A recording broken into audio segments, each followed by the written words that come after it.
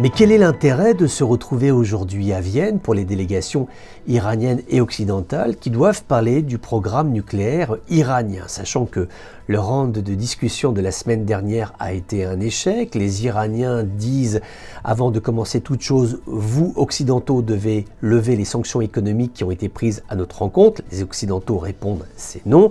Ils demandent à ce que le programme nucléaire iranien soit arrêté tout de suite. Ils réclament la mise en place d'un mécanisme de surveillance des activités d'enrichissement d'uranium qui sont conduites actuellement par l'Iran. Alors si la situation est aussi bloquée, quel est l'intérêt de se retrouver? Certainement, y a-t-il la volonté de ne pas porter la responsabilité de la rupture de ces négociations, le moment où il faudra acter le fait que se parler ne sert à rien. Pourquoi? Eh bien parce que nous rentrerons à compter de ce moment-là dans l'ère de l'incertitude. Ce qui est à craindre, c'est que l'Iran se lance à corps perdu dans ce programme militaire nucléaire, et ce qui obligera forcément une réponse des Occidentaux qui devront, accroître les sanctions économiques, qui devront être encore plus strictes et rigides qu'elles ne le sont actuellement, et deuxièmement, commencer à envisager une réponse militaire. Et certainement, c'est ce point-là que personne ne veut engager parce qu'on ne sait pas où